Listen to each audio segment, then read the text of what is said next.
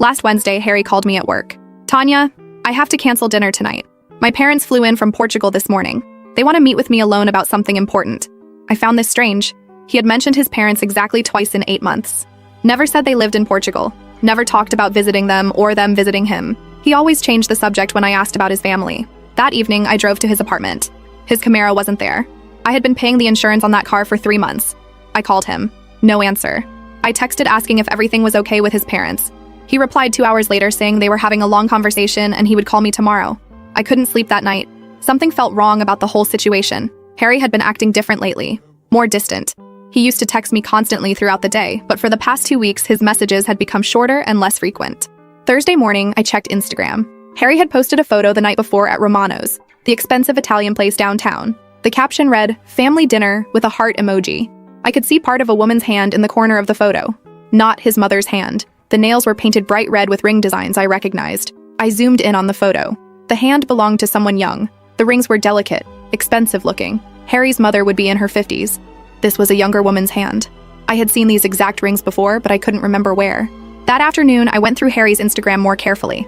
I found photos from last year before we started dating. In several of them, he was with a blonde woman named Stella. Her account was public. I scrolled through her recent posts and recognized the rings immediately. She was wearing them in multiple photos. Stella had moved to Seattle 8 months ago for work. That was exactly when Harry and I started dating. Her most recent posts showed her back in our city. She had moved back 3 weeks ago.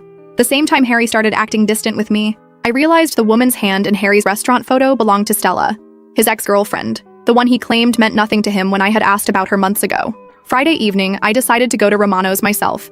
I needed to see what was really happening. I called Harry first to see if he wanted to have dinner there.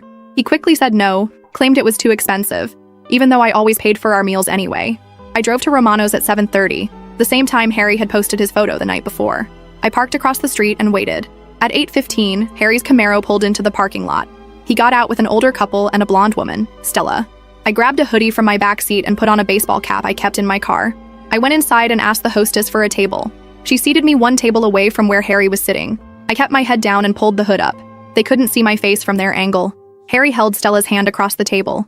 The older woman, who I assumed was his mother Priscilla, smiled at Stella warmly. His father Leonard raised his wine glass in what looked like a toast. "Mom, Dad, this is Stella, the love of my life. We're back together," Harry announced proudly. Priscilla clapped her hands together excitedly. "Oh, wonderful, darling. What about that other girl you mentioned, Tanya?" Harry laughed loudly. Leonard joined in, chuckling as he sipped his wine. "That pathetic girl? She's just my walking ATM. I've been using her for months while I got Stella back. She pays for everything." I pulled out my phone and started recording audio under the table.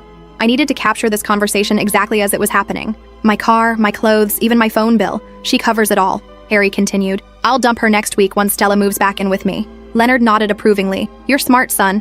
Why work when some desperate girl will pay for everything? That's using your head." All four of them burst into laughter. "I can't believe she actually fell for it. You told me she was pretty, but I didn't think she'd be this gullible." "Pretty desperate," Harry replied. "She thinks I love her. Keeps talking about us moving in together, getting married someday. I just nod and smile while she keeps paying my bills." Priscilla leaned forward with interest. "How much money has she given you in total, sweetheart?" Harry calculated in his head. "Around 4,000 so far. Maybe more if you count everything. She bought me watch last month, paid my car insurance for 3 months, got me those shoes Stella wanted me to have. I had indeed bought him everything he mentioned. The watch had cost me $600. I had worked overtime shifts at the call center to afford his car insurance payments. I had skipped meals and canceled plans with friends to save money for the clothes and shoes he said he needed for job interviews." Stella pulled out her phone and started scrolling. "I should thank her myself for taking such good care of my boyfriend. What's her Instagram handle? I want to see what this walking ATM looks like." "Don't do that," Harry said, reaching across the table to lower her phone. "I need her to keep paying until you're completely settled back here. Then I'll block her on everything." Leonard raised his glass again. "Here's to my brilliant son for finding such an easy solution to his financial problems. No need to work when you've got a sugar mama." They all clinked glasses while I sat frozen at the next table. 8 months of my life. 8 months of believing Harry loved me. 8 months of sacrificing my own financial security to help someone who saw me as nothing more than a bank account. I stopped the recording and quietly stood up. I left a $20 bill on my table for the water I had ordered and walked calmly toward the exit. Harry had no idea that I knew the truth now. He had no idea that I had recorded every word of his confession. He was about to learn exactly what happens when you try to use the wrong person. First update. The comments on my first post have been incredible, and so many of you were asking what I did after I left that restaurant. Well, sit down because this is where things got really intense. After I walked out of Romano's, I sat in my car for maybe 5 minutes just staring at my steering wheel. My hands were shaking, not from sadness, but from pure rage.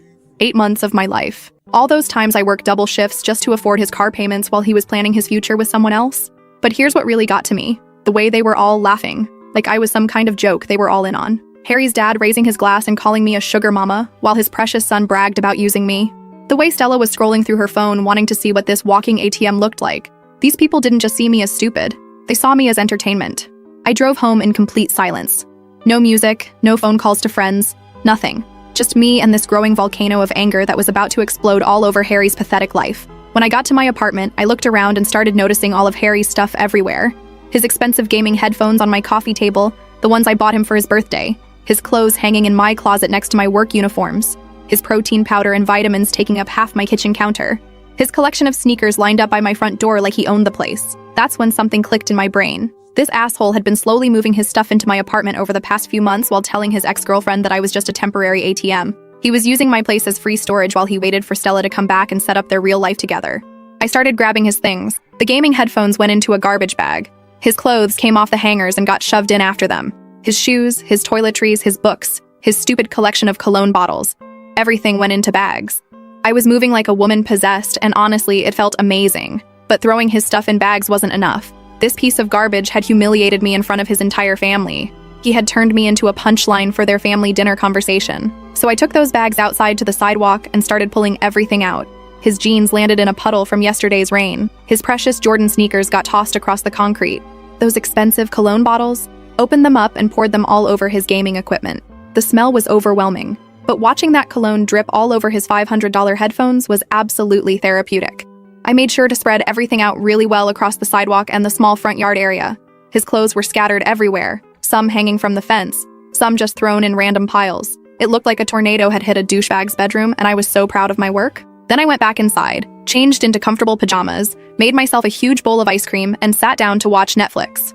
For the first time in months, I felt completely relaxed. No worrying about Harry's bills. No calculating how much money I needed to save for his next emergency. No listening to him complain about his life while I worked overtime to fund it. Around 11:30, I heard Harry's car pull up outside. Then I heard his car door slam. Then I heard him yell, "What the fuck?" so loud that dogs started barking in the neighborhood. I looked out my window and watched him frantically trying to gather his stuff off the sidewalk. He was shoving wet clothes back into bags, trying to wipe cologne off his electronics, picking up shoes from random places around the yard. He looked absolutely panicked, like he couldn't understand how his perfectly organized scam had suddenly exploded in his face. He started pounding on my door about 5 minutes later. Really aggressive, angry pounding that made my neighbors turn their lights on. I opened the door but kept the chain lock attached so it would only open a few inches. Harry's face was bright red and he was breathing like he had just run a marathon. Behind him, I could see Stella sitting in his Camaro. Apparently, she had come along to witness whatever confrontation he was planning to have with me. "Tanya, what the hell is wrong with you? Why is all my stuff destroyed outside? Are you having some kind of mental breakdown?" I looked at him through that small opening in the door and felt completely calm. "Oh, I cleaned out some clutter from my apartment. I figured you wouldn't be needing it here anymore since you're moving in with the love of your life next week." The color drained from his face so fast I thought he might pass out right there on my doorstep. He started stammering, trying to figure out how I could possibly know about Stella moving back, about their plans, about any of it. "I don't know what you're talking about, Tanya. You're acting crazy right now. Let me inside so we can talk about this like adults." Adults? I laughed so hard I almost choked. Adults don't use people as walking ATMs while planning their real relationships behind their backs. That's when Harry realized I had been at the restaurant. I watched his brain trying to process how this was possible, when I could have been there, what exactly I had heard. His mouth opened and closed like a fish out of water. "You were spying on me?" he finally managed to say. "That's psychotic behavior, Tanya. You need help." "I need help?" I was still laughing. "Harry, you spent 8 months pretending to love me while stealing my money to fund your actual relationship. But sure, I'm the one who needs help." He started getting really aggressive then, pushing against the door, trying to force it open wider. "You can't just throw my stuff outside like garbage. Some of that equipment cost thousands of dollars. You're going to pay for whatever got damaged out there." Actually, I think you'll find that most of it was paid for with my money, so technically I was just throwing out my own stuff. That's when Harry completely lost it. He started screaming at me through the door, calling me every horrible name you can imagine. He said I was pathetic, desperate, ugly, stupid, basically confirming everything I had heard him say to his family at dinner. "You know what, Tanya? Good. I was going to dump you anyway. You're worthless and pathetic, and I can't wait to be done with this whole charade. Stella and I have been laughing about how easy you were to manipulate this entire time. I could hear Stella in the car telling him to calm down, probably worried about the neighbors calling the police. But Harry was on a complete rampage now, saying things that I'm pretty sure the entire street could hear. You think you're so smart, but you're just a sad, lonely girl who was willing to pay thousands of dollars for a guy to pretend to love her. At least now I don't have to keep pretending that touching you doesn't make me sick. That last part actually made me smile. Because Harry had just confirmed every single thing I had suspected about him, and now I had neighbors as witnesses to what kind of person he really was. I closed the door and turned off all my lights. Harry kept pounding and yelling for another 10 minutes before Stella finally convinced him to leave. I watched from my bedroom window as they drove away, and I could see them arguing in the car, even as they turned the corner. Christine from next door came over the next morning with coffee and told me she had gotten the whole thing on her security camera. Apparently, she started recording when she heard the yelling, just in case she needed to call the police. So now I have video evidence of Harry having a complete meltdown on my doorstep while his new girlfriend watched from the getaway car. But honestly, guys, I thought that was the end of it. I thought Harry would disappear into his happy new life with Stella and I would never have to see either of them again. I was so wrong about what was coming next. Second update. Okay guys, I thought Harry's screaming match on my doorstep was the grand finale of this whole mess, but apparently this manipulative asshole wasn't done with me yet. The comments on my last update have been amazing, and honestly, all your support has been the only thing keeping me sane through what happened next. So the morning after Harry's tantrum, I woke up to my phone buzzing with calls from my mom. She had called me 6 times before 9 a.m. on a Saturday, which meant someone had definitely been filling her head with lies. When I finally answered, she was in complete panic mode.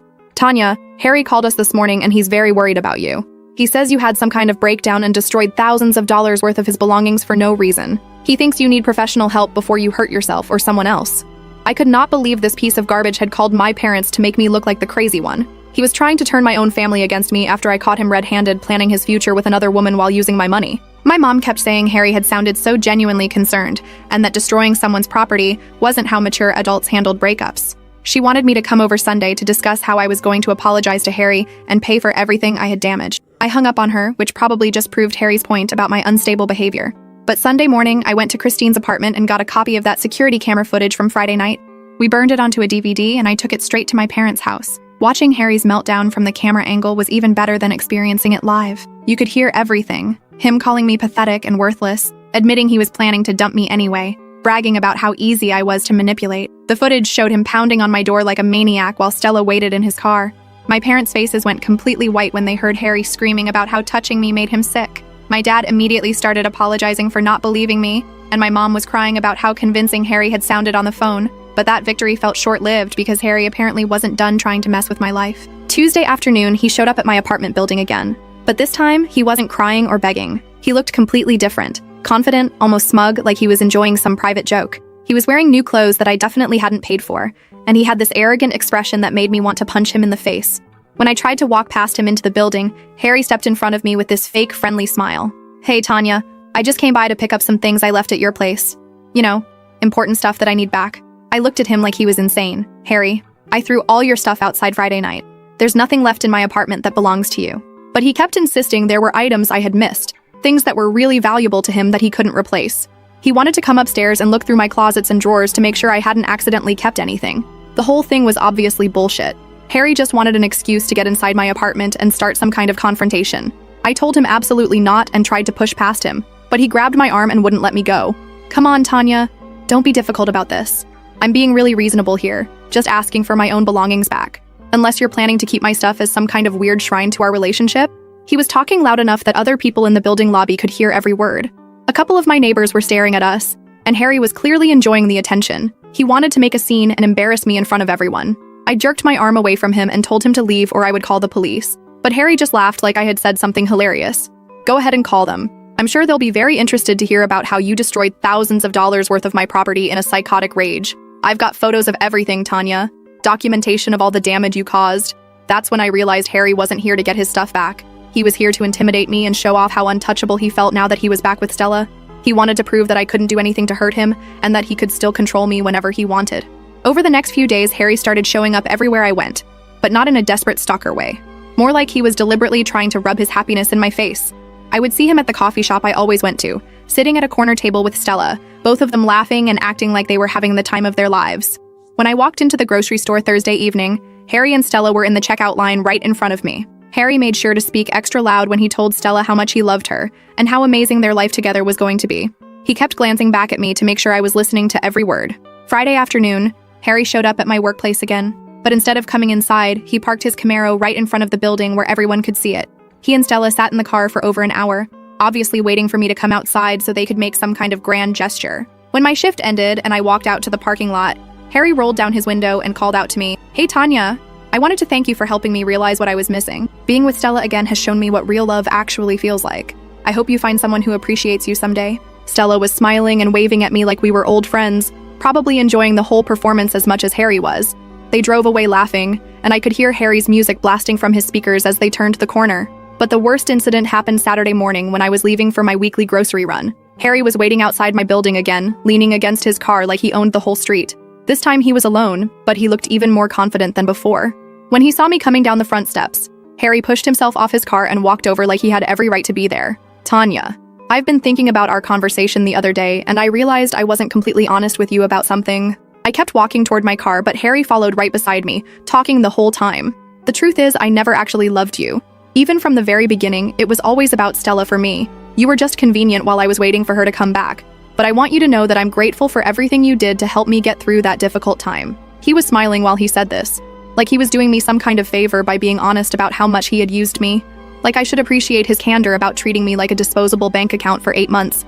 When I reached my car, Harry actually had the nerve to lean against the driver's door so I couldn't get in. I know this probably hurts to hear, but I think it's better for both of us if you understand the reality of our situation. You're a nice girl, Tanya, but you were never going to be enough for someone like me. Stella and I are just on a different level.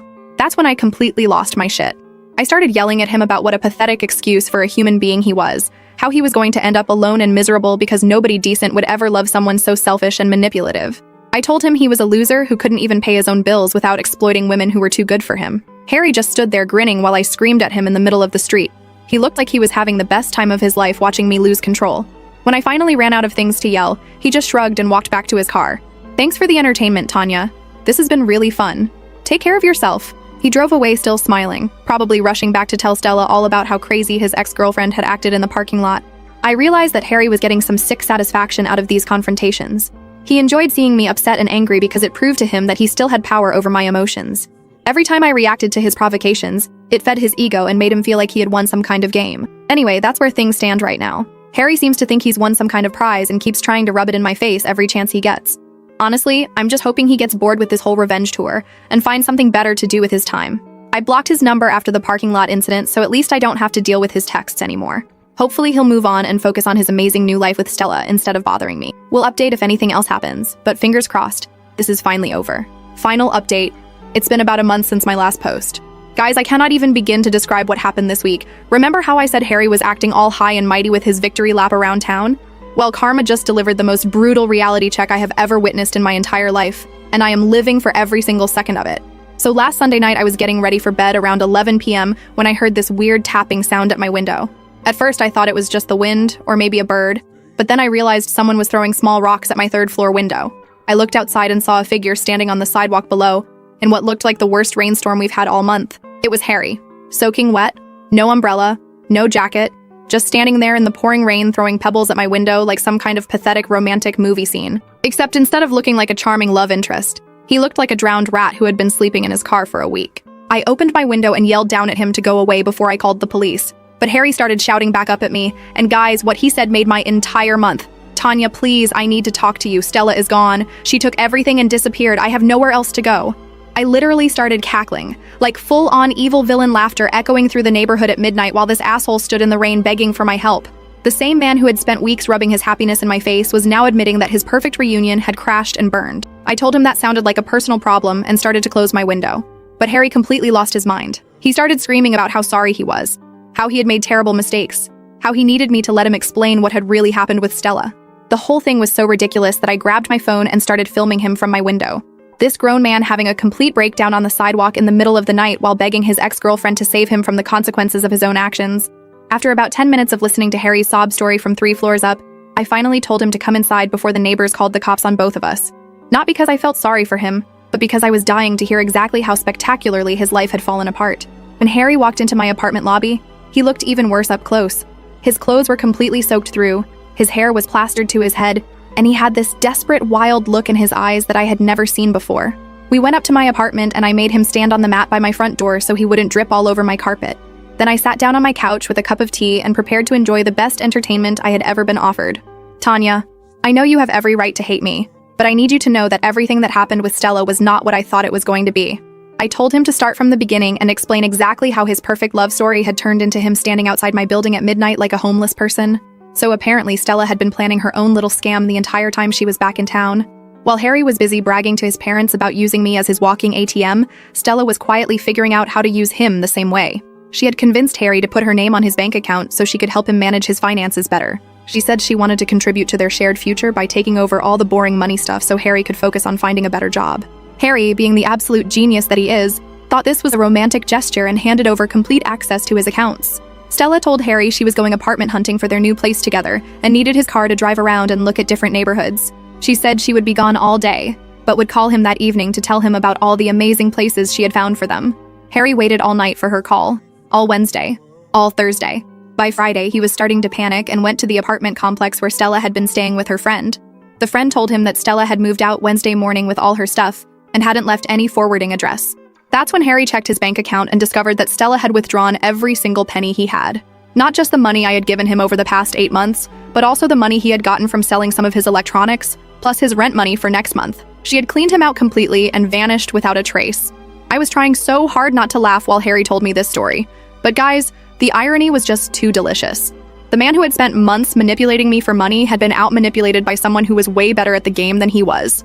But wait, it gets even better, because Harry wasn't just broke, he was homeless. He had already given up his apartment lease because he and Stella were planning to move in together. All his stuff was packed in boxes in storage, and he couldn't afford the monthly fees to keep it there anymore. For the past week, Harry had been sleeping in bus stations and spending what little cash he had left on cheap motels and fast food. He was down to his last $40 and had no idea what he was going to do next. The best part was when he told me about his parents. Apparently, Leonard and Priscilla had been calling him every few days to check on how things were going with Stella. They were so excited about their son's romantic reunion and kept asking when they were going to meet their future daughter-in-law officially. Harry had been lying to them, saying everything was perfect and that he and Stella were just taking their time planning their next steps. But he knew he couldn't keep up the charade much longer, especially if they decided to visit again unexpectedly. If his parents found out that Harry was essentially homeless and had been scammed by the same woman they had toasted at dinner, they would lose their minds. Leonard would probably drag Harry back to Portugal to work in his cousin's restaurant for minimum wage under awful conditions. Harry was desperate to avoid that fate, which is why he had come crawling back to me at 2 a.m. begging for help. Tanya, I know I don't deserve your forgiveness, but I'm asking you to please consider letting me stay here for just a few days while I figure out my next move. I'll sleep on the couch, I'll clean your apartment, I'll do whatever you want. I just need somewhere safe to stay while I try to put my life back together. That's when I completely lost it and started laughing so hard I couldn't breathe. I told Harry that he must be completely delusional if he thought I would lift a finger to help him after he had spent weeks taunting me about how amazing his life was without me. I reminded him of every cruel thing he had said, every time he had tried to make me feel small and pathetic, every moment he had tried to rub his happiness in my face. You called me a walking ATM, Harry. You told your parents I was pathetic and desperate. You said touching me made you sick. And now you want me to save you from the consequences of your own stupidity? Harry started crying then, actual tears streaming down his face while he begged me to reconsider. He said he had never meant any of those horrible things, that he had only said them to impress Stella and his parents, that deep down he had always cared about me. But I was done listening to his lies. I grabbed my phone and started filming him again. This pathetic, broken man sobbing in my living room while admitting that his perfect relationship had been a complete fraud. I posted the video on TikTok with the caption, POV, your manipulative ex comes crawling back after his girlfriend scams him the same way he scammed you, and watched it get hundreds of views within minutes. Harry noticed what I was doing and started panicking, begging me not to post anything about his situation because he was terrified of his parents finding out the truth. But that just made me want to document every second of his humiliation even more thoroughly. I told Harry that he had exactly 5 minutes to get out of my apartment before I called the police and reported him for trespassing. When he tried to argue, I reminded him that I had security footage of him harassing me multiple times over the past few weeks, and that Christine would be happy to testify about his aggressive behavior. Harry left my apartment that night looking like his entire world had collapsed around him, which, to be fair, it basically had. He had no money, no home, no girlfriend, and no prospects for fixing any of it without crawling back to his parents and admitting what a failure he was. The next morning, I woke up to find Harry sitting on the front steps of my building again. When he saw me coming down the stairs, he jumped up and tried to approach me one more time. Tanya, I know you're angry, but I'm literally begging you to reconsider helping me. I have nowhere else to turn. I'll pay you back everything I owe you as soon as I get back on my feet. I looked at this pathetic excuse for a human being and felt absolutely zero sympathy. This was the same man who had laughed with his family about how easy I was to manipulate. The same man who had told me I was never going to be enough for someone like him. I told Harry that he could try begging on the street corner if he needed money so badly, and that maybe his experience being used and discarded would teach him some empathy for other people. Then I walked past him to my car and drove to work, leaving him sitting there with his head in his hands. As of yesterday, Harry was still occasionally showing up outside my building, but he looks more defeated every time I see him. I heard from Christine that he's been asking other tenants in the building if they have any odd jobs he could do for cash. But the absolute best part happened 2 days ago, when Harry tried to get tough with me one last time. I was coming home from work and found him sitting on the building steps again, looking like complete garbage. When he saw me, he actually had the nerve to stand up and try to intimidate me. I'll remember this, Tanya. When I get back on my feet, you're going to be the one begging me to come back to you. You'll see what you lost. I literally burst out laughing right in his face. This homeless, broke, pathetic man who smells like he hasn't showered in weeks was trying to threaten me about his big comeback. I told him McDonald's was 2 blocks away, and maybe if he asked nicely, they'd give him some food. Or maybe not. I hope he enjoys wondering where his next meal is coming from and sleeping wherever homeless people sleep. Maybe now he'll understand what it felt like to be used and discarded by someone who never actually cared about him. Karma is absolutely beautiful, guys.